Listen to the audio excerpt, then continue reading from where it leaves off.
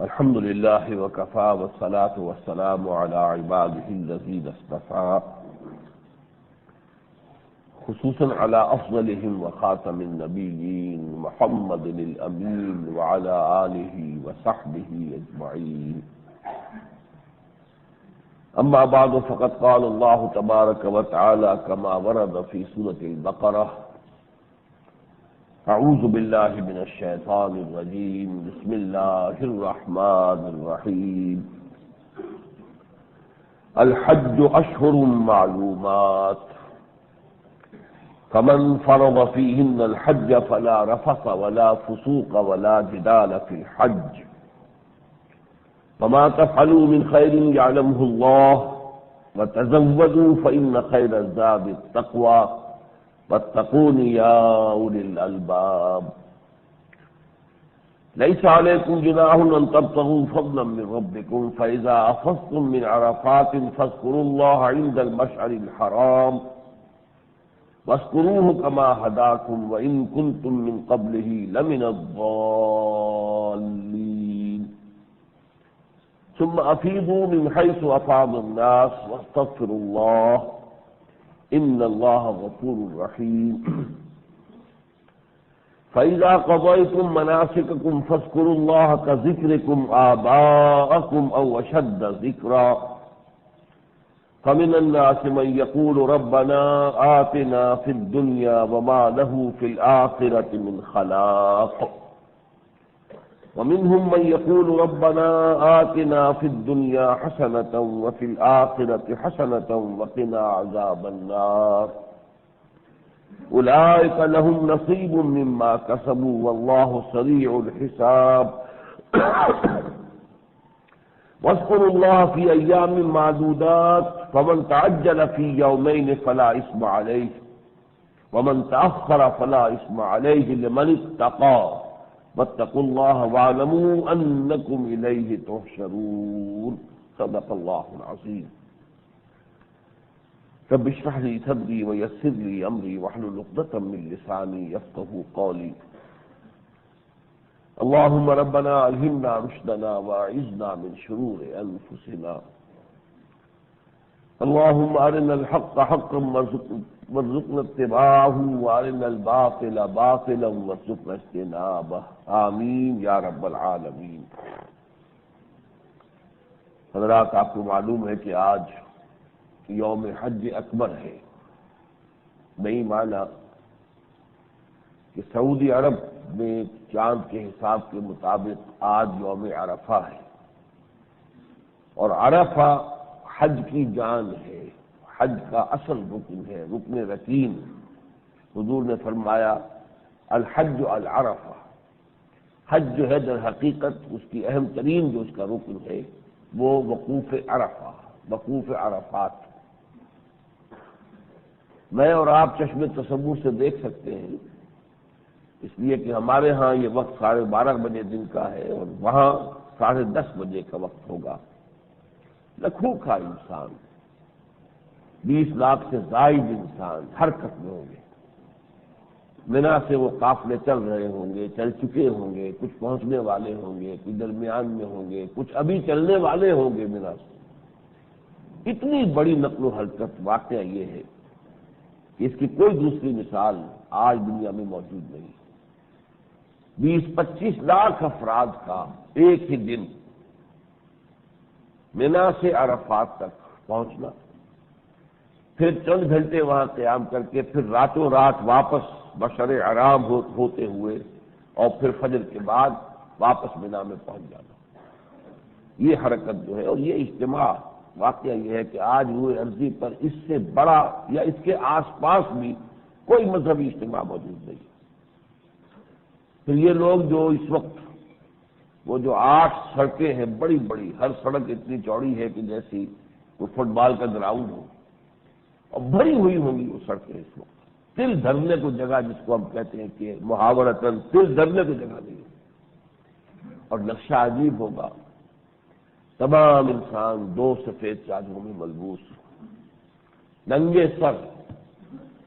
اور تقریباً ننگے پاؤں، اس لیے کہ صرف وہ چپلی پہننے کی اجازت ہے کہ جس سے جو پاؤں کی پشت ہے وہ نہ ڈھکے،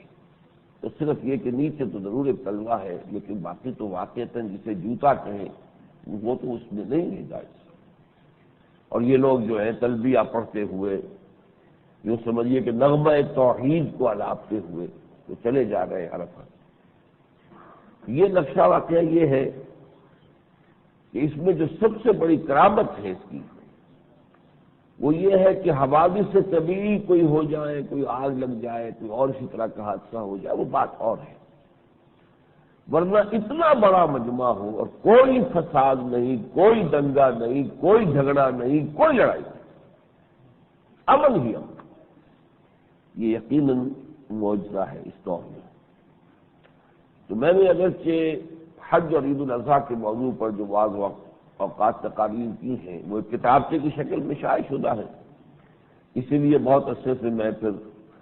اس موقع پر خاص طور پہ علیحدہ سے گفتگو نہیں کیا کرتا کہ کتاب سے اویلیبل ہے حج اور عید الاضحیٰ، ان کی حکمت، وہ آج بھی یہاں دستیاب ہے، آپ لیں اسے پڑھیں، اس لیے کہ یہ جو ابھی عید الاضحیٰ ہمیں بھی منانی ہے وہ در حقیقت حج کے ایک رکن کی توسیع ہے۔ حج جو ہے اسلام کا وہ رکن ہے، وہ عبادت ہے جو ایک خاص مقام سے محدود ہے۔ یہ تو وہی ہوگا مکے میں اور منا میں اور عرفات میں اور مشعر الحرام میں، یہی حج کی جگہ ہے، مقامات سے حج اور کہیں نہیں ہے۔ نماز ہر جگہ ہے، روزہ ہر جگہ ہے، زکوٰۃ ہر جگہ ہے، لیکن حج جو ہے وہ ایک مقام سے متعلق ہے، منسلک ہے، محدود ہے۔ لیکن اس کے ایک رکن کو ما لا یدرک کلہ لا یترک کلہ، اصول بھی یہ مانا گیا ہے دنیا میں کہ کوئی شے بتمام و کمال حاصل نہ کی جا سکے تو پوری چھوڑ بھی نہیں دینی چاہیے، اس کا کچھ نہ کچھ حصہ جو حاصل ہو سکے۔ تو ایک رکن جو ہے قربانی اسے پوری دنیا میں پھیلا دیا گیا۔ یہ گویا کہ توسیع ہے حج کی کہ جس میں ہر بندہ مومن جو ہے کسی نہ کسی درجے میں حصہ لے لیتا ہے۔ میں نے آج اگر جیسا کہ عرض کیا کہ اس سے پہلے وہ اپنے اس کتابچے کی موجود ہونے کی بنا پر میں ان موضوعات پر اب کچھ عرصے سے تقریریں نہیں کر رہا ہوں، لیکن آج خاص طور پر کیونکہ جمعے کا دن ہے اور عین آج ہی یوم عرفہ ہے، قافلے چل رہے ہیں عرفات کی طرف، تھوڑی دیر کے بعد وہ عرفے میں داخل ہو جائیں گے، پھر وہاں پر وہ بھی ظہر اور عصر کو ایک یکجا کر کے یعنی جمعہ اور عصر یکجا کر کے پڑھیں گے، پھر وقوف عرفہ شروع ہوگا۔ رات کو وہاں سے واپس ہوں گے سورج کے غروب ہونے کے بعد، لیکن مغرب کی نماز وہاں پڑھنے کی اجازت نہیں ہے، اگرچہ سورج غروب ہونے کے بعد قافلے چلیں گے، لیکن مغرب اور عشاء کو پڑھنا ہے جمع کر کے مشعر حرام مزدلفہ میں آ کر۔ تو یہ چونکہ نقشہ اس وقت نگاہوں میں میرے گھوم رہا ہے تو میں نے مناسب سمجھا کہ یہ جو آیات ہیں 25ویں رکوع کا نصف اول ہے یہ قرآن مجید میں سورہ بقرہ میں، تو کم سے کم ان کے حوالے سے ایک نقشہ جو ہے ان مناسک کے حج کا آپ کے سامنے آ جائے۔ ارشاد باری تعالیٰ ہے الحج اشہر معلومات، حج کے مہینے معین ہیں، پورے سال میں یہی اوقات ہیں جن میں کہ حج ہو سکتا ہے اور اس کی نیت کی جا سکتی ہے۔ شوال سے شروع ہو جائیں گے، شوال ذوالقعدہ ذوالحج یہی مہینے شروع میں اس لیے رکھا گیا ہے کہ دور دراز سے بھی لوگوں کو سفر کرنا ہوتا تھا۔ آپ اندازہ کیجئے کہ کچھ عرصے پہلے جب یہ سہولتیں نہیں تھی سفر کی، انڈونیشیا، ملایا، یہاں سے لوگ جاتے تھے، کتنا عرصے پہلے وہ روانہ ہوتے ہوں گے، اس لیے وہ شروع میں مہلت زیادہ رکھی ہے۔ لیکن ذی الحج 10 ذی الحج 11 12 13 ذی الحج کے بعد وہ معاملہ ختم ہو جاتا ہے۔ تو الحج اشہر معلومات، تو اس کے مقام بھی مقامات حج بھی معین ہیں، محدود ہیں، کہ صرف مکہ اور اس کے قرب و جوار میں منا اور عرفات، اور اس کے اوقات بھی محدود ہیں۔ سال کے بقیہ حصوں کے اندر حج نہیں کیا جا سکتا، عمرہ کیا جا سکتا ہے۔ الحج اشہر معلومات فمن فرض فیہن الحج فلا رفث ولا فسوق ولا جدال فی الحج، تو جو کوئی بھی لازم کر لے اپنے اوپر یعنی نیت کر لے ان مہینوں میں حج کی، اسے 3 باتوں سے پرہیز اس کے لیے لازم ہے۔ کوئی شہوت کی بات نہ ہو، اپنے اوپر 3 چیزیں حرام کر لینی ہے۔ یہ احرام جو ہے، احرام کے معنی کیا ہے؟ کچھ چیزوں کو اپنے اوپر حرام کر لینا ہے۔ احرام ہی سے در حقیقت نیت ہوتی ہے حج کی یا عمرے کی، احرام۔ تو جو چیزیں حرام ہو گئی ہیں وہ کیا ہے؟ فلا رفث ولا فسوق ولا جدال فی الحج،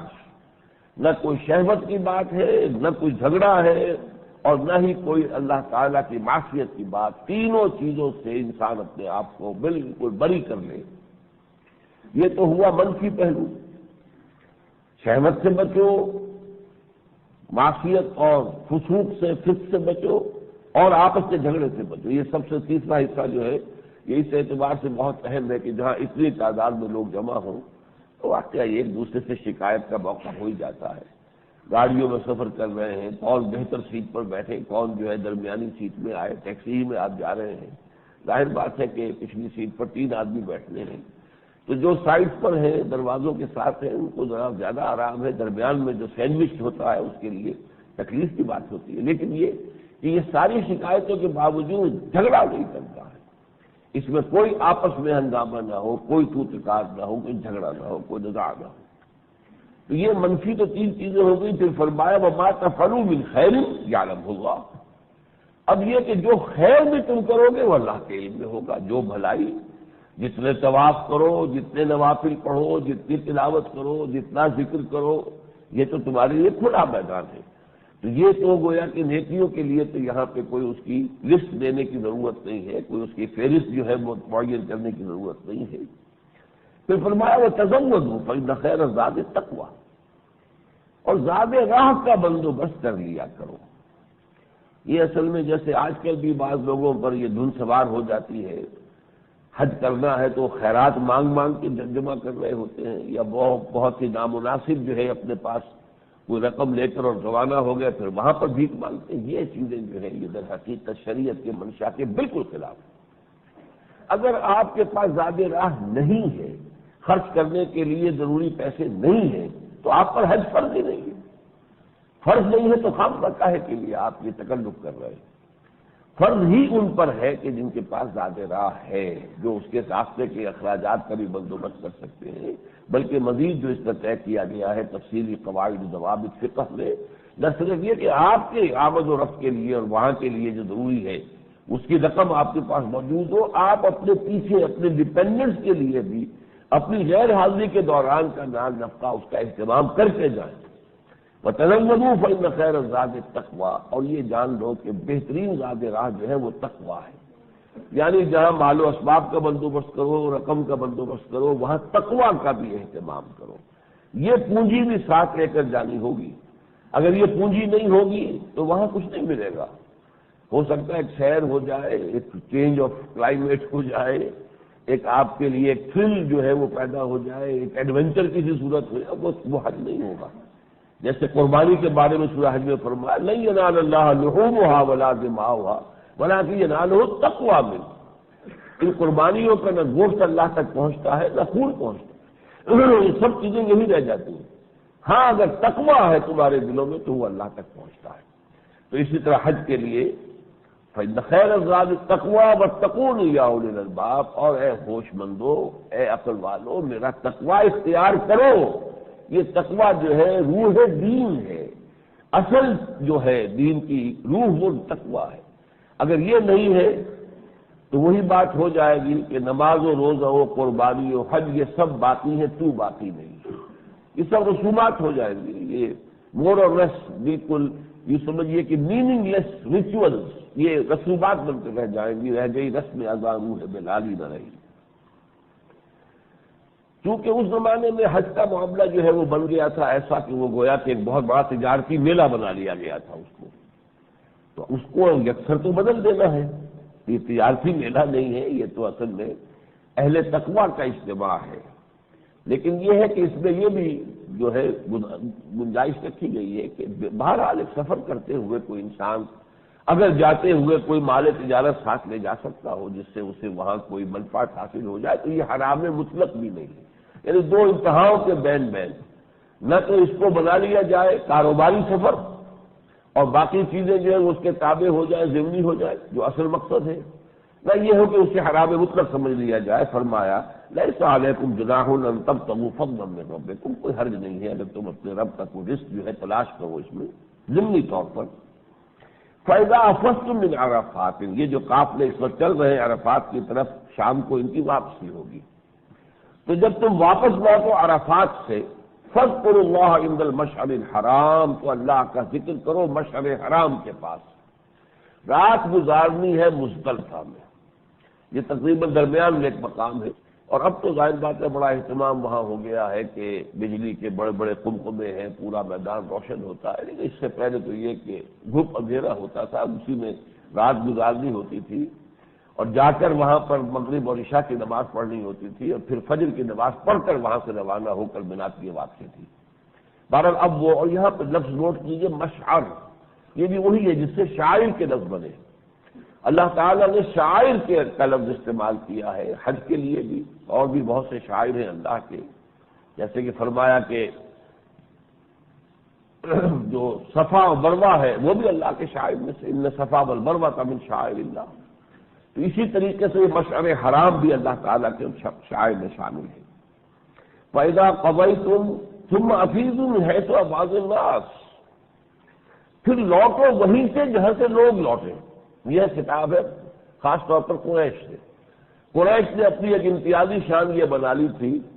کہ ہم تو چونکہ مکے والے ہیں اور بیت اللہ کے ہم متولی ہیں، ہماری ایک امتیازی شان ہے، ہم عرفات تک نہیں جائیں گے، اس لیے کہ عرفات میدان جو ہے وہ حرم سے باہر ہے، حدود حرم سے باہر ہے، تو ہمارے لیے یہ روا نہیں ہے کہ ہم حدود حرم سے باہر نکلیں، تو ہم تو جائیں گے تو مینا میں قیام کریں گے، یا زیادہ سے زیادہ مشعر حرام تک، باقی عرفات تک وہ نہیں جاتے تھے۔ باقی لوگ جائیں، عرفات تک جائیں، وقوف عرفہ کریں۔ جو اسلام نے آ کر اصلاح کی وہ یہ کہ اصل حج ہی وقوف عرفہ ہے، عرفات ہی کا قیام جو ہے وہ اصل حج ہے، اور یہاں ہر ایک کو پہنچنا، جو وہاں پہنچ گیا اس کا حج ہو گیا، باقی جو بھی چیزیں رہ گئی اس کے لیے کوئی نہ کوئی بدل ہے، کوئی کفارہ ہے، لیکن جس کا یہ وقوف عرفات رہ گیا اس کا حج نہیں ہوا۔ پھر چاہے باقی اس نے قربانی دے لی ہو، اگلے دن اور بھی سب کچھ وہ کر لے، طواف زیارت بھی کر لے، لیکن اگر وہ پہنچا ہے ایسے وقت میں کہ عرفات کے اندر قیام کا وقت ختم ہو چکا تو وہ حج جو ہے اس کا فوت ہو گیا، حج اسے اس سال نصیب نہیں ہوا۔ تو الحج العرفہ۔ ثم افیضوا من حیث افاض الناس واستغفروا اللہ ان اللہ غفور رحیم، اور اللہ سے استغفار کرتے رہا کرو، اللہ غفور رحیم ہے۔ فَإِذَا قَضَيْتُم مَّنَاسِكَكُمْ، تو جب تم اپنے یہ مناسک حج پورے کر چکو، فَاذْكُرُوا اللَّهَ كَذِكْرِكُمْ آبَاءَكُمْ أَوْ أَشَدَّ ذِكْرًا، تو اب اللہ کا ذکر کرو، اللہ کو یاد کرو جس طرح کہ تم اپنے آباء و اجداد کا ذکر کرتے رہے ہو، بلکہ اس سے بھی بڑھ کر۔ یہ جو اب ہے مبیت کا دور، 2 دن یا 3 دن قیام کرنا ہے مینا میں، تو مینا کے قیام کے دوران یہ ایام جاہلیت میں یہ اپنے مفاخر بیان کرتے تھے اور اپنے آباء و اجداد کا تذکرہ، ان کے کارنامے، ان کی بہادری، ان کی شجاعت، سب اس کام کے اندر یہ وقت صرف کرتے تھے۔ اس کو بدلا ہے، اب اپنے آباء و اجداد کو نہ یاد کرو، اللہ کو یاد کرو۔ فاذکروا اللہ کذکرکم آباءکم او اشد ذکرا۔ فمن الناس، اب یہ دعا کے سلسلے میں بہت اہم آیت آئی ہے۔ لوگوں میں سے ایسے بھی ہو من یقول ربنا آتنا فی الدنیا، جو حج کے موقع پر پہنچ کر دور و دراز کا سفر کر کے بھی وہ اللہ سے دعا کرتے ہیں، تو دنیاوی چیزوں کی دعا کرتے ہیں، اے اللہ ہمیں دولت دے دے، اے اللہ ہمیں فلاں شے دے دے، کسی کی اولاد نہیں ہے تو وہ اولاد کی دعا کر رہا ہے، کسی کے پاس کوئی اور مشکلات ہیں ان کے حل کی دعا کر رہا ہے، آخرت پیش نظر نہیں۔ تو وَمِنَ النَّاسِ مَن يَقُولُ رَبَّنَا آتِنَا فِي الدُّنْيَا وَمَا لَهُ فِي الْآخِرَةِ مِنْ خَلَاقٍ، تو ایسے لوگوں کا پھر کے لیے کوئی حصہ آخرت میں نہیں۔ جب آخرت مطلوب نہیں، آخرت مقصود نہیں، آخرت کی اہمیت نگاہوں کے سامنے ہے ہی نہیں، اللہ تعالیٰ سے مغفرت طلب ہی نہیں کر رہے، جنت کا سوال ہی نہیں کر رہے، جہنم سے چھٹکارا پانے کی استدعا ہی نہیں کر رہے، تو ظاہر بات ہے کہ پھر ایسے لوگوں کے ساتھ کوئی حصہ آخرت میں نہیں۔ اس کے برعکس کچھ لوگ ایسے بھی ہیں، اللہم ربنا اجعلنا منہم ومنهم من يقول ربنا آتنا في الدنيا حسنة وفي الآخرة حسنة وقنا عذاب النار، جو یہ کہتے ہیں کہ اے رب ہمیں عطا فرما دنیا میں بھی بھلائی اور آخرت میں بھی بھلائی، اور ہمیں بچا لے آگ کے عذاب سے۔ یہ دعا جو ہے خاص طور پر حج کے لیے خاص کر دی گئی ہے۔ چنانچہ جب طواف ہوتا ہے بیت اللہ کا اور اس میں 7 چکر لگتے ہیں، تو یہ جو خاص ایک جگہ ہے اہم ترین کہ جہاں حجر اسود ہے جس کونے میں، اور اس کے بالمقابل رکن یمانی کہلاتا ہے، اس کے دوران جو طواف کے آدمی جب گزر رہا ہوتا ہے تو یہی دعا مانگنا جو ہے یہ مسنون ہے۔ باقی پورے طواف میں جو چاہے دعا مانگے، اس کے اوپر پوری طریقے سے اسے آزادی حاصل، جو چاہے دعا مانگے، لیکن اس حصے میں آ کر جو اہم ترین ہے رکنین کے مابین، یعنی یہ وہ رکن وہ کونا کہ جو یمن کی طرف ہے، رکن یمانی، اور وہ کونا کہ جس میں حجر اسود نصب ہے، ان دونوں کے مابین یہی دعا ہے، ربنا آتنا فی الدنیا حسنۃ وفی الآخرۃ حسنۃ وقنا عذاب النار۔ البتہ یہ دنیا کا جو حسنہ ہے اس کے بارے میں کچھ مغالطے لوگوں کے ذہن میں ہیں۔ دنیا کا حسنہ اگر آپ محض مجرد دولت کو سمجھ لیں، دنیاوی اعتبار سے جو نعمتیں شمار ہوتی ہیں بالعموم انہیں کو ذہن میں رکھیں تو یہ مغالطہ ہوگا۔ دولت ہو لیکن ساتھ ہی نعمت ہدایت ہو تو دولت بھی نعمت ہے، ورنہ نہیں۔ ہدایت اگر نہیں ہے تو ظاہر بات ہے کہ دولت آپ کو مل جائے گی تو آپ گلچھرے اڑائیں گے، کچھ آپ جو ہے اسے عیاشیوں میں صرف کریں گے، یا اس کو اسراف اور تبذیر میں یعنی شیطانوں کے بھائی بن کر اس کا مصرف کریں گے، تو وہ دولت آپ کے لیے زحمت بن گئی، رحمت نہ ہوئی، نعمت نہ ہوئی۔ لہذا کوئی بھی نعمت دنیاوی ہے، اولاد ہے، اولاد کے ساتھ ہدایت بھی اللہ تعالیٰ دے تاکہ اولاد کی تربیت اس طور سے کرے کہ وہ اللہ کے بندے بن کر اٹھے، متقی بندے بن کر اٹھے، اللہ کے دین کے سپاہی بن کر اٹھے، تو وہ گویا کہ اس کے لیے سب سے بڑا توشہ آخرت بن جائے گا۔ یہ تو وہ ہے صدقہ جاریہ کہ ان کے ذریعے سے جہاں جہاں کوئی خیر پہنچے گا اس کا ثواب جو ہے اسے بھی ملتا رہے گا۔ لیکن اولاد ہے اور ہدایت نہیں ہے، آپ نے اولاد کی صحیح پرورش نہیں کی، صحیح تربیت نہیں کی، وہ اللہ کے باغی بن کر اٹھے ہیں، ان کو اللہ سے اور اس کے دین سے کوئی رغبت ہے ہی نہیں، تو یہ سارا عذاب کس کے ذمہ جائے گا؟ اس کی پوری ذمہ داری جو ہے وہ کس پر آئے گی؟ اگر آپ نے پوری محنت کی، کوشش کی،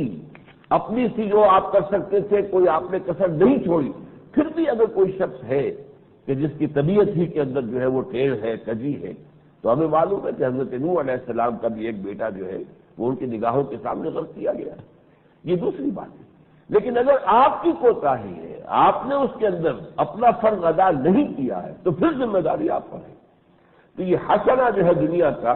وہ بھی عام دنیا دار آدمی کا جو تصور ہے حسنات دنیاوی کا یا جو نعمتیں ہیں دنیا کی، اس سے ذرا ہٹ کر بات سمجھیے کہ نعمت ہدایت لا کے نعمتوں کے ساتھ تب وہ نعمت ہوگی، ورنہ وہ نعمت نہیں ہے، بلکہ وہ تو گویا کہ عذاب الہی کے مقدمات میں سے شمار ہوگی، جس کو استدراج کہا جاتا ہے ہمارے ہاں علمی اصطلاح میں، کہ اللہ چیزیں دیتا ہے تاکہ رسی اور دراز ہو، یہ اور کھل کھیلے اور بدماشیاں کرے، اور اس کے اندر کی جو خباثت ہے اور کھل جائے، اور دولت دو اس کو، اور اس کے لیے ساز و سامان جو ہے آپ فراہم کر دو تاکہ اس کے اندر کی خباثت جو ہے پوری ظاہر ہو جائے۔ یہ استدراج ہے۔ اگر ہدایت آپ کے پاس نہیں ہے اور یہ چیزیں آپ کو فراوانی سے مل رہی ہیں تو یہ نعمتیں نہیں ہیں، یہ تو اللہ تعالیٰ کے عذاب کا در حقیقت ذریعہ ہے، یہ استدراج ہے۔ تو فرمایا وَمِنْهُمْ مَن يَقُولُ رَبَّنَا آتِنَا فِي الدُّنْيَا حَسَنَةً وَفِي الْآخِرَةِ حَسَنَةً وَقِنَا عَذَابَ النَّارِ أُولَٰئِكَ لَهُمْ نَصِيبٌ مِّمَّا كَسَبُوا، یہ وہ لوگ ہیں جن کو حصہ ملے گا ان کی کمائی میں سے، یعنی مجرد وہاں دعا کر لینے سے کچھ حاصل نہیں ہو جائے گا، اس دعا کے ساتھ اپنا عمل، اپنا کسب، اگر کسب خیر نہیں ہے تو کہاں سے مل جائے گا؟ اللہ تعالیٰ نے تو یہ دنیا جو ہے اس کی زندگی کو دارالامتحان بنایا ہے، یہاں جو کرو گے تو اس کا پھل پاؤ گے۔ حضور نے فرمایا صلی اللہ علیہ وسلم الدنیا مزرعۃ الآخرہ، دنیا آخرت کی کھیتی ہے، یہاں بو گے تو وہاں کاٹو گے، یہاں تم نے کانٹے بوئے ہیں تو وہاں تمہیں پھل کہاں سے مل جائیں گے؟ وہ کانٹے ہی ملیں گے۔ ہاں یہاں اگر تم نے پھل جو ہے کاشت کیے ہیں اور پھلوں کے اور پھولوں کے پودے لگائے ہیں اعمال صالحہ کے اعتبار سے، تو پھر وہاں اس کے ثمرات تمہیں ملیں گے، لہلہاتے ہوئے باغات تمہیں تیار ملیں گے۔ اب دنیا مزرعۃ الآخرہ، یہ کھیتی ہے، یہاں بو گے تو وہاں کاٹو گے، لہذا نصیب مما کسبوا، اور یہ بھی ساری نیکی ہر شے جو ہے اس کے بارے میں یقین نہ رکھو کہ اس کا اجر مل جائے گا، ہو سکتا ہے کہ کہیں اس میں خلوص کی کوئی کمی آ گئی ہو، اور وہ خلوص کی کمی جو ہے اس کے درجات کے اندر کمی کر دے یا اس کی نفی کر دے۔ اگر خالص جو ہے وہ ریاکاری شامل ہو گئی تب تو نفی ہو جائے گی۔ جیسے آپ کو معلوم ہے ریاضی میں بڑی سے بڑی رقم جو ہے زیرو سے ضرب کھائے گی تو زیرو ہو جائے گی۔ تو اگر ریاکاری کا مسئلہ ہے تو ساری نعمتیں اور ساری آپ نے جو بھی نیکیاں کمائی ہیں وہ سب کی سب زیرو سے ہو کر زیرو۔ لیکن یہ کہ یہ بھی ہوتا ہے کہ سیما ایسے ہی غیر شعوری طور پر کہیں کوئی کمی رہ جائے تو اس کمی کا حساب کتاب بھی اللہ کے یہاں کے کمپیوٹرز جو ہیں ان میں کوئی کوتاہی نہیں ہے، وہ تو ہر عمل کا پورا پورا تجزیہ ہے۔ آج کو معلوم ہے کہ ایسی مشینیں کمپیوٹرز ہیں کہ آپ یہ خون کا ایک قطرہ رکھیے اور وہ کمپیوٹر سب کچھ بتا دے گا، اس میں یہ شوگر اتنی ہے اور اس میں فلاں یہ ہے اور فلاں یہ ہے اور کیلشیم اتنا ہے اور پوٹاشیم، ہر شے وہ کمپیوٹر ہے وہ بتا رہا، پورا تجزیہ کر کے بتا رہا۔ تو ہر عمل کا تجزیہ، اس میں للہیت کتنی تھی، اس میں خلوص کتنا تھا، اس میں واقعتاً آخرت کا اجر و ثواب جو ہے اس کے طلب کتنی تھی، یہ سارا کچھ بتا دے گا۔ اس لیے فرمایا واللہ سریع الحساب۔ تمہیں یہ بڑا مشکل معلوم ہوتا ہے کہ ایک ایسے حساب کتاب ہوگا، ایک انسان کے ساری زندگی کے 80 برس کے پڑتی جو اس نے گزارے ہیں دنیا میں، اس کے ایک ایک عمل کا کہاں حساب کتاب ہوگا،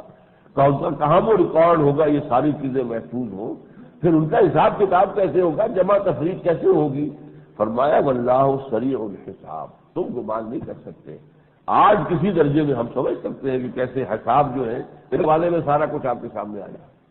بڑی سے بڑی جو ہے کوئی وہ جو سم ہے وہ آپ کے سامنے آ جائے گی، صرف بٹن دبانا ہے اور وہ ضرب دکھائی گئی، تقسیم بھی ہو گئی، سب ہو گیا، جمع تفریق سارے مراحل سے گزر کر اور وہ حاصل آپ کے سامنے آئے محض بٹن دبانے سے۔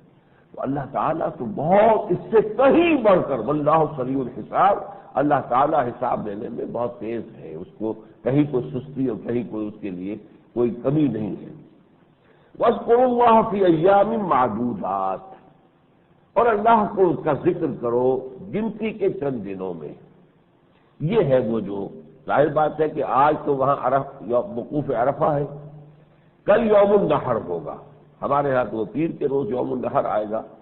اور اتوار کو عرفہ ہوگا۔ بہرحال وہاں کے حساب سے کل جو ہے ان کا یوں کہیے کہ عید قربان ہے، یوم النحر ہے، اور وہ سخت ترین دن ہوتا ہے۔ وقوف عرفہ والا دن تو اس اعتبار سے سخت ہے کہ سفر جو ہے یہ بڑا سخت ہو جاتا ہے، سیڑھی کی چال چلنا پڑتا ہے منا سے لے کر عرفات تک، جبکہ یہ 20 لاکھ 25 لاکھ افراد چل رہے ہوتے ہیں مسلسل، اور پھر دھرنے کو جگہ نہیں ہوتی ان 8 سڑکوں پر جو اتنی چوڑی ہونے کے باوجود، جس کو کہا جاتا ہے کہ وہ ذاقت بہم الارض بما رحبت، اپنی ساری کشادگی کے باوجود زمین ان پر تنگ ہو جائے گی، تو وہ تنگ ہو چکی ہوتی ہیں سڑکیں۔ لیکن یہ کہ یہ جو اگلا دن ہے کل کا ان کے لیے یہ سخت ترین دن ہے، مزدلفہ سے چل کر پہنچنا ہے، پھر سب سے پہلے ایک رمی کرنی ہے، پھر اس کے بعد قربانی کا مرحلہ ہے، پھر یہ کہ حلق ہے یا قصر ہے جو بھی کرے، حلق جو ہے وہ افضل ہے، تین مرتبہ حضور نے فرمایا اللہ تعالیٰ رحم فرمائے ان محلقین پر کہ جو اپنے سروں کو منڈواتے ہیں، پھر نہا دھو کر کپڑے پہن کے پھر جانا ہے مکے طواف زیارت کے لیے، تو یہ سخت ترین دن ہوتا ہے۔ اس حوالے سے پھر جو ہے اس کے بعد 2 یا 3 دن کا قیام ہے مزید، وہ ہے مینا میں اللہ کی یاد کے لیے، اس کا ذکر اب یہاں ہو رہا ہے وَاذْكُرُوا اللَّهَ فِي أَيَّامٍ مَّعْدُودَاتٍ، اور یہ اس اعتبار سے بہت اہم ہے کہ 23واں رکوع جو سورہ بقرہ کا ہے جس میں پہلا حکم آیا ہے روزے کا، وہاں بھی معدودات کا لفظ آیا ہے، ایام معدودات، یا ایھا الذین آمنوا کتب علیکم الصیام کما کتب علی الذین من قبلکم لعلکم تتقون، ایام معدودات، یہ گنتی کے چند دن ہیں۔ یہ معدودات جو ہے یہ 30 دنوں پر اس کا اطلاق ہو ہی نہیں سکتا، یہ تو 9 سے کم پر آئے گا، اور اس میں یہاں پہ بھی دیکھا آپ نے 2 یا 3 دن،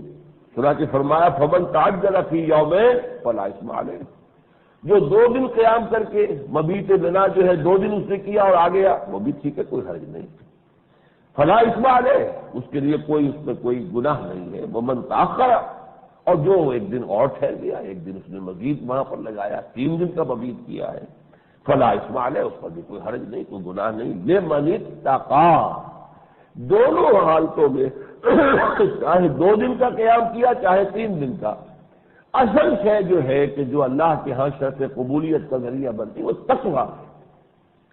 تقویٰ ہے اور 2 دن میں قیام کر کے آدمی آ گیا کب بھی ٹھیک ہے، تقویٰ ہے اور 1 دن اور ٹھہرا کب بھی اور ٹھیک ہے، بلکہ نور نور ہے۔ وَاعْلَمُوا أَنَّكُمْ إِلَيْهِ تُحْشَرُونَ، جان لو کہ بالآخر تمہیں اللہ ہی کی طرف جمع کیا جانا ہے۔ جیسے یوم عرفہ کو کہا گیا ہے کہ یہ بھی در حقیقت میدان قیامت کا ایک نقشہ ہے کہ جو دکھا دیا جاتا ہے اس دنیا میں، اسی طریقے سے پوری نوع انسانی از آدم تا آخری ابن آدم جو قیامت تک ہوگا وہ سب کے سب کھڑے ہوں گے میدان حشر میں اسی طریقے سے۔ اور ان میں سے آپ کو معلوم ہے جو اہل ایمان ہوں گے جن کو کہ کفن کے ساتھ دفن کیا گیا تھا، تو ان کے تو وہی 2 چادریں ہوں گی کہ جن کو لیے ہوئے وہ کھڑے ہوں گے میدان حشر میں، جو نقشہ کے اس درویشی کا وہ انداز کہ جو حج میں احرام کی شکل کے اندر ہوتا ہے۔ تو میں عرض کر رہا تھا کہ وہاں بھی اصل میں جو پہلا حکم تھا جو روزے کا وہ 2 یا 3 دن کا تھا، ہر مہینے میں 3 دن کے روزے جو ہیں ابتداءً حضور صلی اللہ علیہ وسلم نے لوگوں سے کہا کہ رکھیں، اور پہلا حکم اسی سے متعلق ہے۔ البتہ اس کے کچھ دنوں کے بعد پھر رمضان کے روزوں کا حکم آیا، شہر رمضان الذی انزل فیہ القرآن۔ اب وہاں یہ کہ معدودات وغیرہ نہیں بلکہ یہ کہ فمن شہد منکم الشہر فلیصم، اب پورے مہینے کا روزہ رکھنا جو ہے وہ تم پر لازم کیا گیا ہے۔ بہرحال میں نے یہ رکوع تو سمجھا کہ آج ایک نقشہ ان کے حوالے سے آپ کے سامنے میں رکھ دوں، لیکن خاص طور پر آپ نے نوٹ کیا ہوگا اس پورے رکوع میں کہیں قربانی کا ذکر نہیں، مینا کا ذکر بھی آ گیا، وقوف عرفہ کا ذکر بھی آ گیا، مزدلفہ کا ذکر بھی آ گیا، یہ سارے تو آ گئے، لیکن یہ کہ قربانی کا ذکر نہیں۔ تو وہ نوٹ کر لیجئے کہ اس سے پہلا رکوع، ظاہر بات ہے کہ آج اتنا وقت نہیں تھا کہ میں یہ ساری آیات لیتا، اس سے پہلے رکوع میں قربانی کا ذکر موجود ہے، اور اس سے پہلے یعنی یہ ویسے تو یہ کہ سورہ بقرہ پہلے ہے اور سورہ حج قرآن مجید میں بعد میں ہے، وہ تو 17ویں پارے میں ہے، لیکن یہ کہ نزول کے اعتبار سے سورہ حج جو ہے وہ مکی ہے اور یہ مدنی ہے، تو گویا کہ فصل ہے، اگرچہ سورہ حج جو ہے مکی دور کے تقریباً آخری زمانے کی ہے اور یہ مدنی دور کا ابتدا ہے، تو گویا کہ زیادہ تو فصل زمانی نہیں ہے، زیادہ ہو سکتا ہے 1 سال 2 سال کا فرق ہو، لیکن بہرحال متقدم ہے سورہ حج اپنے نزول کے اعتبار سے۔ اس میں جو 2 رکوع آئے ہیں، چوتھا اور 5واں، اس میں سب سے زیادہ زور جو ہے حج کے رکن اعظم کی حیثیت سے وہ قربانی پر ہے۔ لِيَشْهَدُوا مَنَافِعَ لَهُمْ وَيَذْكُرُوا اسْمَ اللَّهِ عَلَىٰ مَا رَزَقَهُم مِّن بَهِيمَةِ الْأَنْعَامِ، جو بھی ہم نے چوپائے انسانوں کو عطا کیے ہیں، ہم دیکھنا چاہتے ہیں کہ ہمارے بندے ان پر ہمارا نام لے کر ان کے گلوں پر چھری پھیریں، ان کو ہمارے نام پر قربان کریں۔ پھر اگلا رکوع پورا کا پورا اسی پر آیا ہے، وَلِكُلِّ أُمَّةٍ جَعَلْنَا مَنسَكًا لِيَذْكُرُوا اسْمَ اللَّهِ عَلَىٰ مَا رَزَقَهُم مِّن بَهِيمَةِ الْأَنْعَامِ، یہ تو ہم نے ہر امت کے لیے قربانی کا نظام رکھا ہے تاکہ جو ہم نے چوپائے اور جو حیوانات انہیں عطا کیے ہیں، گائے ہیں، بیل ہیں، اونٹ ہیں، بھیڑیں ہیں، بکریاں ہیں، ان پر اللہ کا نام لیا کریں، پھر اس میں سے خود بھی کھائیں اور جو بھی غربا ہیں فقراء انہیں بھی کھلائیں۔ فَأَطْعِمُوا مِنْهُ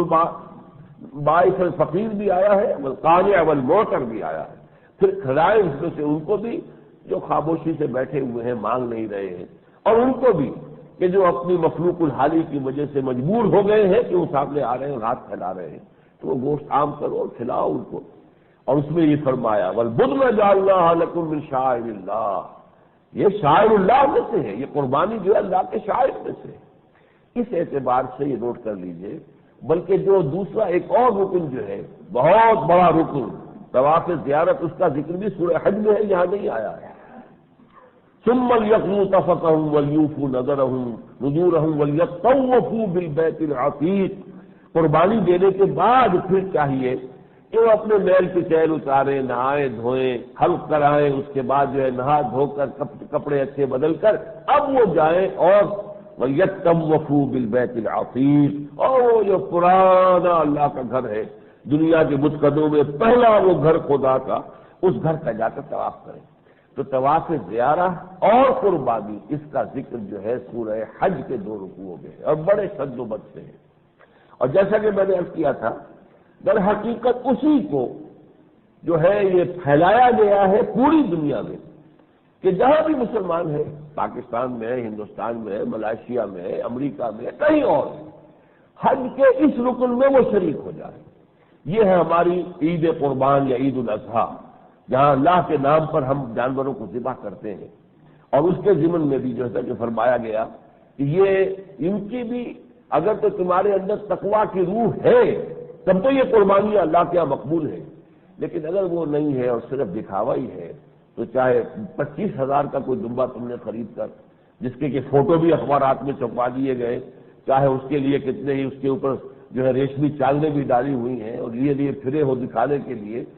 یہ بھی اللہ کی میزان میں کوئی اس کا وزن نہیں، کوئی اس کی قدر و قیمت نہیں، جب تک کہ روح تقویٰ نہ ہو۔ لن ینال اللہ لحومها ولا دماؤها ولکن ینالہ التقویٰ منکم، اللہ تک نہ ان قربانیوں کے خون پہنچتے ہیں نہ گوشت پہنچتے ہیں، ہاں پہنچنے والی سے ہے ولکن ینالہ التقویٰ منکم۔ اس اعتبار سے یہ عید الاضحیٰ جو ہے ہمارے لیے حج کے ایک رکن کی توسیع کے اعتبار سے بہت اہم ہے، اور اس میں سوچنے کی بات یہ ہے جانور پر چھری پھیرنا اللہ کے نام پر، اللہ کے لیے، اللہم منک ولک، اے اللہ یہ جانور تیری ہی طرف سے ہمیں ملا تھا، تیری ہی مخلوق ہے، اور اب ہم تیری ہی خدمت میں اس کو پیش کر رہے ہیں، یہ آسان ہے، لیکن یہ کہ اصل قربانی کیا ہے؟ اپنے جذبات کی، اپنی خواہشات کی، اپنی امنگوں کی، اپنے دنیاوی جو بھی اپنے ارادے اور باندھے ہوئے ہیں اور دنیا کی ترقی کے،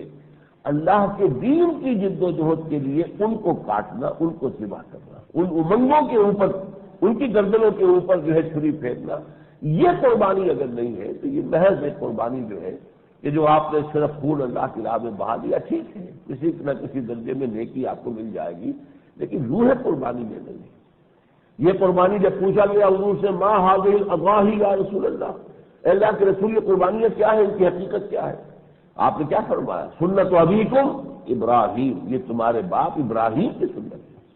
اور ابراہیم علیہ السلام نے جو قربانیاں دی ہیں ان کو ذہن میں رکھیے۔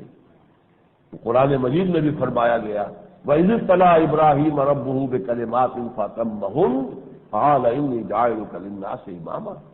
کتنے امتحانوں سے حضرت ابراہیم کو اللہ تعالیٰ نے گزارا ہے، ایک سے ایک کڑا، اور پہلے سے اگلا کڑا جو ہے اور زیادہ کڑا امتحان، سختیوں پر سختیاں جو ہے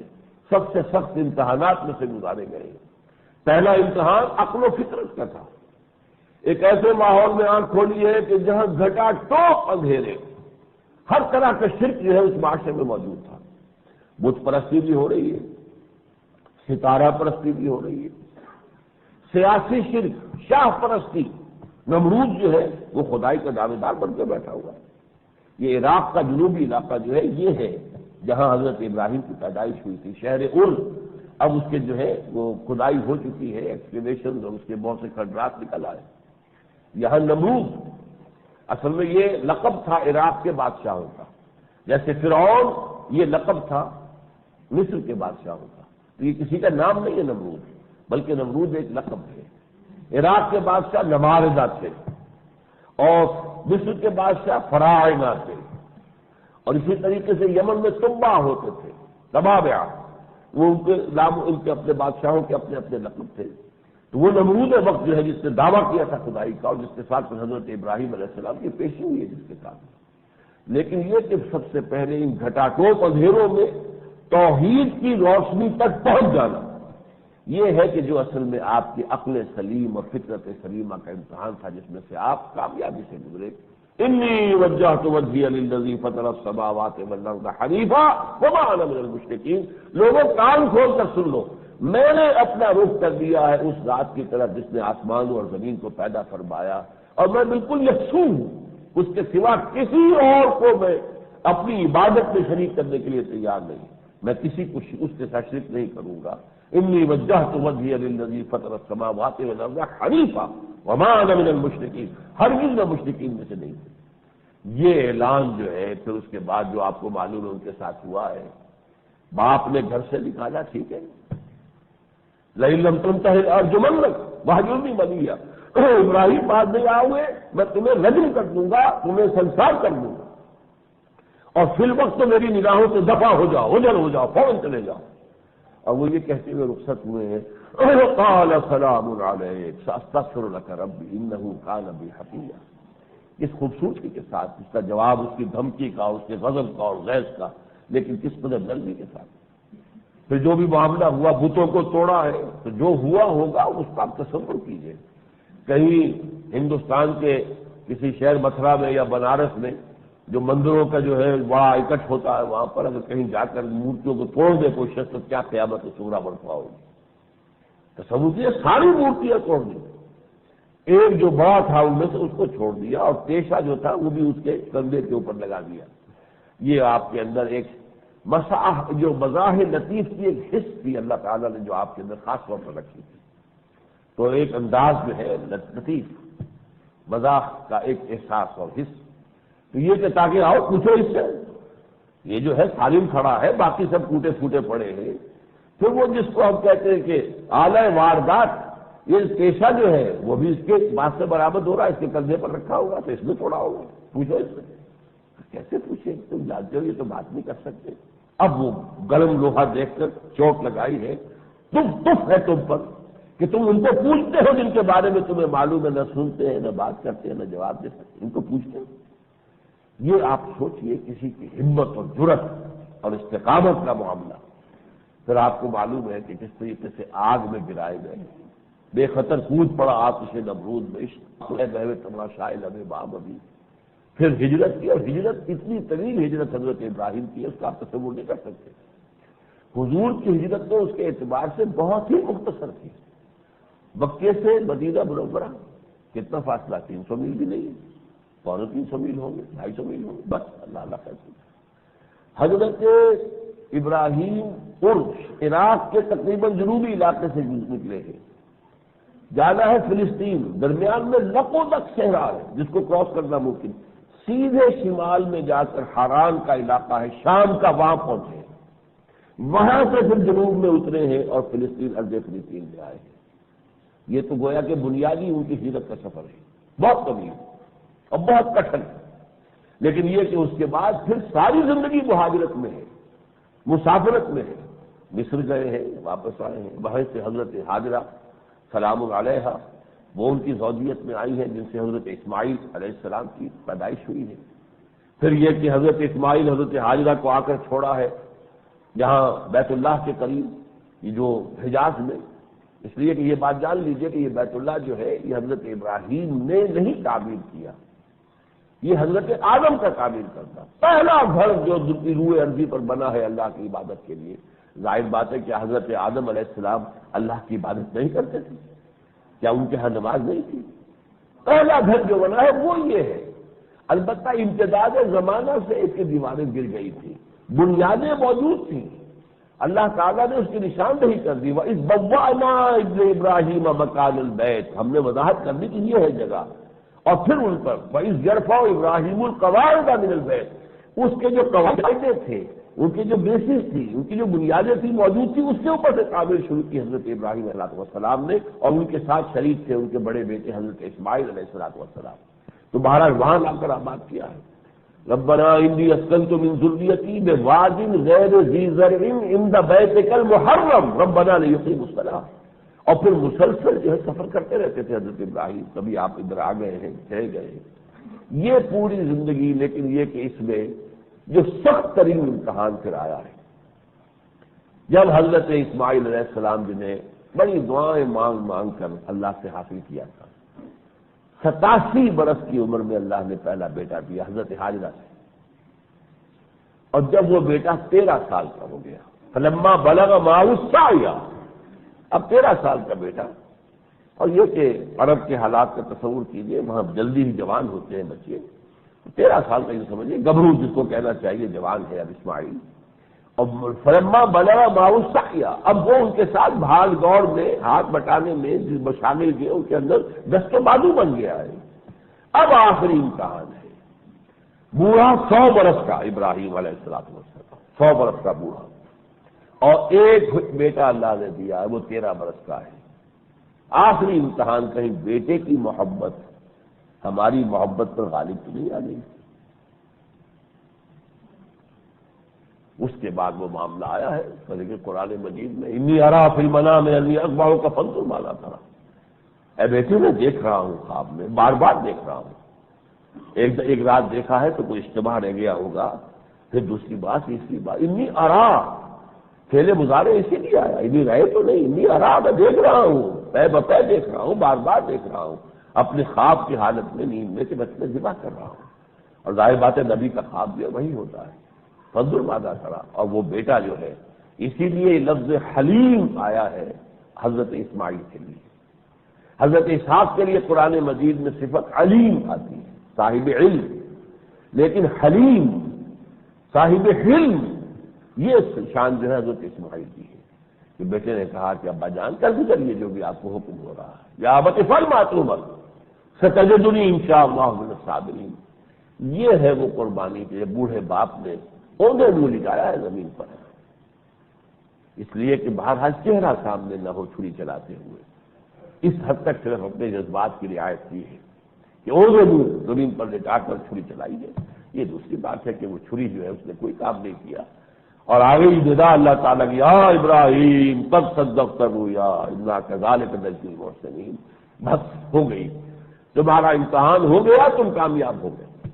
یہ ہے وہ قربانیوں کا سلسلہ حضرت ابراہیم کی زندگی میں، اور یہ ہے وہ امتحانات کا ایک سلسلہ جس میں سے آپ گزرے ہیں۔ تو صرف ایک قربانی یادگار کے طور پر بنا لینا رسم کے یہ نہیں، اور کریں جس طرح ان کی زندگی تھی وہ پوری زندگی اللہ کے لیے گزری ہے، ایک ہی یوں سمجھیے کھوٹا ہے جس سے بندھے ہوئے، باقی ہر شے سے تعلق ٹوٹ سکتا ہے، باپ سے ٹوٹ سکتا ہے، قوم سے ٹوٹ سکتا ہے، قبیلے سے ٹوٹ سکتا ہے، وطن سے ٹوٹ سکتا ہے، ہر شے سے تعلق منقطع ہو سکتا ہے، اللہ سے تعلق منقطع نہیں ہو سکتا۔ یہ ہے اسوہ ابراہیم، ملت ابیکم ابراہیم و سنت ابیکم ابراہیم۔ تو اللہ تعالیٰ ہمیں توفیق دے کہ ہم اسی جذبے کے ساتھ، اسی روح کے ساتھ یہ قربانی کی عید منائیں، قربانی دیں، تو اپنے دلوں میں یہ عزم تازہ کر لیں کہ جس طرح ہم اس بکرے کو یا میڑے کو اللہ کی راہ میں قربان کر رہے ہیں، اسی طرح اپنی خواہشات، اپنی امنگیں، اپنے ولولے، ہو سکتا ہے زندگی میں بڑے بڑے محل تعمیر کر لیے ہو خیالی، یہ کاروبار کروں گا تو پھر ایسے ہو جائے گا، اور یوں کروں گا، اور یہ میں امتحان پاس کروں گا تو فلاں جگہ یہ کام ہو، لیکن یہ کہ جب انسان کو سوچنا پڑتا ہے کہ اگر اللہ کے دین کے لیے وقت نکالنا ہے تو اب یہاں سے کچھ کٹوتی کرنی پڑے گی۔ بڑا پیارا شعر ہے مولانا حالی کا، جوش جوانی گھٹ گیا، ذوق پیری بڑھ گیا، جوش جوانی گھٹ گیا، اب عصا بنوائیے نخل تمنا کاٹ کر۔ یہ تمنا جو ہے، تمنا امانی، اس کے میں سے کچھ تراشو اور اس میں سے کوئی عصا بناؤ اپنے بڑھاپے کے لیے۔ تو اسی طریقے سے سمجھیے کہ اپنی دنیاوی امنگوں کی قربانی دے کر انسان پھر اللہ کے دین کے لیے وقت نکال سکتا ہے، محنت کر سکتا ہے، جد و جہد کر سکتا ہے، ورنہ اگر وہ دنیاوی امنگیں اور دنیاوی آرزوئیں جو کہ کوئی جوان رہیں، سارا وقت اس میں لگ جاتا ہے، ساری توانائیاں وہاں تک ہو جاتی ہیں، بالکل بڑھاپے میں آ کر جب کسی کام کے نہ رہے، اب اس کے بعد مسجد کے اندر جو ہے اپنی ایک جگہ بنا لی اور سمجھے کہ بہت بڑا جو ہے دینداری کا اور بڑا تقویٰ کا معاملہ ہم نے اختیار کر لیا ہے، جب کوئی کچھ نہیں رہا، کھوکھلے ہو چکے، تو اس سے تو کچھ حاصل نہیں ہے۔ بہرحال اللہ تعالیٰ مغفرت فرمائے، اس وقت بھی اگر کسی کو تنبہ ہو جائے اور یہی ہو کہ کم سے کم پچھتاوا ہو کہ زندگی کس کام میں گزار دی، ہم کن کاموں میں لگے رہے، تو اللہ تعالیٰ بخش دے گا۔ لیکن یہ کہ ضرورت اس عمل کی ہے کہ جبکہ ابھی ہاتھ پاؤں چل رہے ہیں، جسم و جان میں توانائی ہے، اندر عزائم ہے، ولولے ہیں، امنگیں ہیں، اس وقت ان امنگوں کا رخ بدلا جائے، ان کو دنیا کی طرف سے ہٹا کر اور عاقبت کی طرف، اللہ کی طرف موڑا جائے، اور اس کو یوں سمجھیے کہ اصل قربانی کی روح یہ ہوگی۔ بہرحال یہ جو قربانی ہے اس کے ضمن میں ایک واقعہ یاد رکھیے کہ حضور صلی اللہ علیہ وسلم نے اپنے دست مبارک سے 63 اونٹ ذبح کیے تھے، نحر کیے۔ اونٹ کو لٹا کر جو ہے ذبح نہیں کیا جایا کرتا، بلکہ اونٹ کو کھڑا کرتے، جیسا کہ قرآن مجید میں بھی نقشہ کھینچا گیا ہے، بَلْبُدْنَ جَعَلْنَاهَا لَكُم مِّن شَعَائِرِ اللَّهِ، یہ جو ہے اللہ کے شاعر میں سے فَاذْكُرُوا اسْمَ اللَّهِ عَلَيْهَا صَوَافَ، ان کو صفوں میں کھڑا کر کے ان پر اللہ کا نام لو۔ کھڑے اونٹ کے یہ اس جگہ پر برچھا مارا جاتا ہے تاکہ یہ جو بڑی شریان ہے اس میں سے خون کا فوارہ چھوٹتا ہے، اور جب کافی خون بہہ جاتا ہے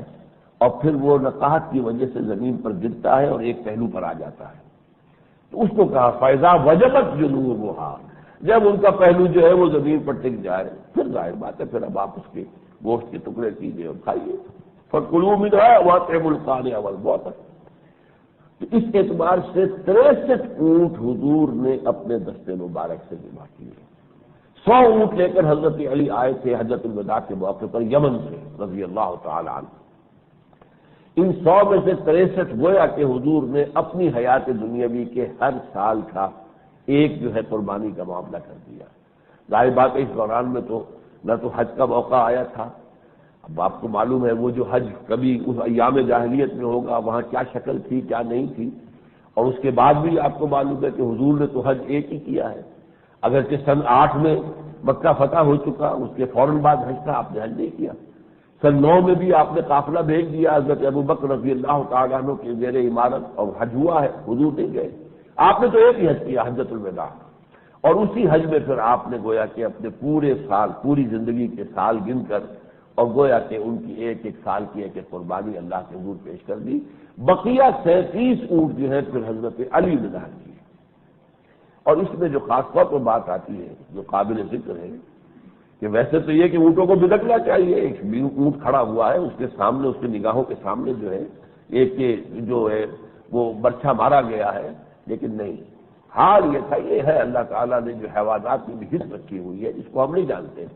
ہمیں اس کا اندازہ نہیں ہے۔ جیسے کہ وہ جو ایک تنا تھا سوکھا ہوا تنا درخت کا، جبکہ حضور کے لیے ابھی ممبر نہیں تھا مسجد نبوی میں، تو وہ ایک تنا تھا، اس سے آپ ٹیک لگا کر خطبہ دیا کرتے تھے، لیکن جب پھر ممبر بن گیا، حضور جب ممبر پر آپ تشریف فرما ہوئے اور آپ نے خطبہ دینا شروع کیا تو اس تنے میں سے ایسی آواز آئی جیسے کہ بچہ بلک بلک کر رو رہا ہو۔ اسے یہ احساس ہوا کہ مجھے جو شرف حاصل تھا آج میں اس سے محروم ہو گیا کہ حضور صلی اللہ علیہ وسلم مجھ سے ٹیک لگایا کرتے تھے۔ تو یہ جو ہے حنین اس کو کہتے ہیں، اور یہ اس کا ستون آج بھی وہاں پر دکھا دیا جاتا ہے کہ یہ جگہ ہے جہاں پر کہ وہ ستون حنانہ جو ہے وہ اس جگہ پر تھا جہاں پر اب ایک اور کھڑا ہوا ہے پتھر کا جو ہے وہ کالم ہے، لیکن ستون حنانہ کی جگہ آج بھی معین ہے۔ وہ ستون جو بلک بلک کر رویا تھا اس وجہ سے کہ حضور جو ہے وہ ممبر پر تشریف فرما ہوئے اور اس سے ٹیک نہیں لگائی۔ اسی طرح اونٹوں نے بھی اس کا نقشہ یہ کھینچا گیا ہے کہ جیسے ہی ایک اونٹ گرتا تھا حضور دوسرے کی متوجہ ہوتے تھے، دوسرا اونٹ خود آگے بڑھ کر اپنی گردن پیش کرتا۔ یہ معاملات ہیں جو خصائص سے نبوی سے متعلق ہیں، خصوصیات ہیں محمد الرسول اللہ صلی اللہ علیہ وسلم۔ اب جو چند منٹ باقی رہ گئے ہیں ان میں مجھے چند باتیں عرض کرنی ہے۔ ایک تو یہ کہ مغرب سے بھی ایک اچھی خبر جو ہے ہمیں مل رہی ہے ان دنوں میں، اور وہ یہ کہ کوسوو کے مسلمانوں کی مدافعت میں نیٹو نے ایک یورپی ملک سربیا پر حملے کیے ہیں اور خاصی شدت کے ساتھ کیے ہیں۔ پچھلے کچھ دنوں میں شک تھا کہ پتہ نہیں یہ کریں گے کہ نہیں، یہ جس سے گیدڑ دھمکیاں ہی ہیں، گیدڑ بھپکیاں ہیں، یہ واقعتاً کریں گے، اس لیے کہ یورپی ملک ہے، عیسائی ملک ہے، اور مسئلہ جو ہے وہ کوسوو کا ہے کہ جہاں پر مسلمان البانوی نژاد مسلمان جو ہے وہ آباد ہیں، اور انہیں اپنی ایک آزادی کی جنگ جیسے کشمیر میں کشمیری مسلمان آزادی کی جنگ لڑ رہا ہے، ایسے ہی وہ چاہتے ہیں کہ آزادی انہیں ملے یا کم سے کم انٹرنل اٹانومی پوری ملے تاکہ وہ اپنی تہذیب اور کلچر کے مطابق جو ہے وہاں کا نظام چلائیں، جیسے ہم نے پاکستان حاصل کیا تھا یہ کیا کہ ہمارا نظام اور ہے تمہارا نظام اور ہے، ہماری علیحدہ ہماری مملکت ہوگی تو ہم اپنے نظام کو قائم کریں گے، چاہے ہم نے کیا نہیں ابھی تک، یہ ہماری ناکامی ہے، لیکن یہ کہ بہرحال مقصد تو یہی تھا اس بٹوارے کا۔ تو وہ بھی یہ چاہتے ہیں کہ ہمارا یہ صوبہ جو ہے یا تو علیحدہ کر دیا جائے مستقل انڈیپینڈنٹ، اور یا یہ کہ اتنی اٹانومی دی جائے کہ ہم اپنی مرضی کا نظام یہاں چلا سکیں۔ اس پر جو بھی کچھ خون ریزی وہاں ہوئی، جس نے وہاں مسلمانوں کو سربین جو آرمی ہے اس نے قتل کیا، اس پر یہ کہ عالمی ضمیر کا بیدار ہو جانا ایک اچھی علامت ہے۔ ان کا جو بھی شر ہے وہ ہمیں معلوم ہے اور اس کا ہم تذکرہ کرتے رہتے ہیں، لیکن اگر کسی خیر کی کوئی خبر آئی ہے تو اس کا بھی پھر یہ کہ اعتراف کرنا میرے نزدیک ضروری ہے۔ میں نے اس ضمن میں اتفاقاً میں وہ ٹی وی کا گھما رہا تھا خبروں کے لیے، بی بی سی کی کچھ خبریں میں بالعموم دیکھتا ہوں، تو براہ راست نیو یارک سے بلکہ واشنگٹن سے کلنٹن کی تقریر نشر ہو رہی تھی، اور بڑی دلیلیں اس نے بڑی طویل تقریر کی تھی اپنی قوم کو آمادہ کرنے پر کہ ہمیں یہ کام کر گزرنا چاہیے، اور ایک بڑی اہم دلیل اس نے دی تھی ورنہ ہماری کریڈیبلٹی ختم ہو جائے گی، دنیا میں پھر ہماری کوئی حیثیت نہیں رہے گی اور ہماری کسی بات پر کسی کو کوئی اعتبار نہیں رہے گا۔ اور اس نے صاف کہا اپنی قوم سے اگر اس میں خطرات ہیں، اس لیے کہ سربیا کے پاس ایئر ڈیفنس سسٹم جو ہے وہ خاصا ڈیولپڈ ہے، گویا کہ وہ ہمارے طیاروں کو ٹارگٹ کر کے گرا بھی سکتے ہیں، نہ صرف طیارے بلکہ یہ کہ جو اس کے اندر جو پائلٹس ہوں گے ان کے بھی کوئی ہو سکتا ہے کہ ہمیں قربانی دینی پڑے، لیکن یہ کہ یہ سارا نقصان ہمیں برداشت کرنا ہے، اس لیے کہ اس کے مقابلے میں اگر ہم کچھ نہیں کرتے اور ایک ایتھنک کلینسنگ ہو جاتی ہے۔ کس اعتبار سے میں واقعہ یہ ہے کہ جب تقابل کرتا ہوں کہ آج سے 500 برس پہلے یورپ ہی کا یہ ہے جنوب مشرقی کنارہ، یہ جو علاقہ ہے یورپ کا جنوب مشرقی اینڈ ہے، اور جنوب مغربی جو اینڈ ہے یورپ کا وہ اسپین ہے، ہسپانیہ، جہاں مسلمانوں نے 800 برس تک حکومت کی۔ وہاں جو ایتھنک کلینسنگ ہوئی تھی آج سے 500 برس قبل، تو پوری دنیا کو پتہ بھی نہیں چلا کہ کیا ہوا، اور جس طریقے سے کہ وہاں ایک ایک بچہ مسلمانوں کا یا ہلاک کر دیا گیا، یا یہ ہے کہ آگ میں ڈالا گیا، یا یہ کہ پھر انہیں جہازوں کے اندر بھر کر اور ڈمپ کر دیا گیا شمالی افریقہ کے ساحل پر لا کر، پورے ہسپانیہ کو صاف کر دیا گیا مسلمانوں سے۔ یہ 500 برس پہلے ہوا تھا، لیکن آج یہ کہ بہرحال دنیا کے اندر ذرائع معلومات کا یہ نتیجہ ہے کہ ہمیں معلوم ہے، جب بوسنیا میں کچھ ہو رہا تھا تب بھی سامنے آ رہا تھا کہ کیا ہو رہا ہے، کوسوو میں اگر ہوا ہے تب بھی پوری دنیا کے سامنے آ گیا کہ کیا ہو رہا ہے، اور میں یہ سمجھتا ہوں کہ اس سے اندازہ ہوتا ہے کہ انسانیت کا ضمیر ابھی بالکل مردہ نہیں ہوا، کچھ نہ کچھ انسانیت جو ہے ابھی ان لوگوں میں بھی باقی ہے کہ جن کی جو ہے اپنی مصلحتیں ہر طرح کے اصولوں کو تو وہ نظر انداز کر جاتے ہیں، لیکن اس معاملے میں یہ ایک اچھی علامت سامنے آئی ہے۔ کاش کہ یہی معاملہ جو ہے امریکہ اور اس کے جو الائنس ہیں وہ کشمیر کے معاملے میں اختیار کر سکے، کاش کہ یہی طرز عمل وہ فلسطین اور اسرائیل کے مابین اختیار کر سکے، لیکن وہاں کا آپ کو معلوم ہے کہ وہاں کا مسئلہ بالکل مختلف ہے۔ اسرائیل کو تو گویا کہ انہوں نے یہ سمجھا ہوا ہے کہ پورا امریکہ اس کی حفاظت کے لیے کمر بستہ ہے، اور وہ گویا کہ ہر قیمت پر اس کا ساتھ دیں گے، چنانچہ وہ ساری باتیں جو طے شدہ تھیں جس کے نتیجے میں یاسر عرفات نے یہ اعلان کر دیا تھا کہ اگر یہ اسرائیلیوں نے نہ مانا تو میں 4 مئی کو یونیلیٹرل ڈیکلریشن آف انڈیپینڈنس کرتے ہوئے اور ایک پیلسٹینین اسٹیٹ کا اعلان کر دوں گا، لیکن ادھر سے دھمکی گئی کہ نہیں ہم اس کو تسلیم نہیں کریں گے، کلنٹن کی طرف سے دھمکی گئی ہے، تو بیچارہ یاسر عرفات پھر پہنچا ہوا، اب کیا کریں، مجبوری ہے، جیسا کہ میں عرض کر چکا ہوں، اصل میں یہ مجبوری کی 12 میں عرض کر چکا ہوں، ہم نے اللہ کو چھوڑ دیا، اللہ نے ہمیں چھوڑا ہوا، اور جب اللہ نے ہمیں چھوڑا ہوا تو ظاہر بات ہے کہ کہیں اور سے ہمیں کسی طرح کا کوئی سہارا نہیں مل سکتا،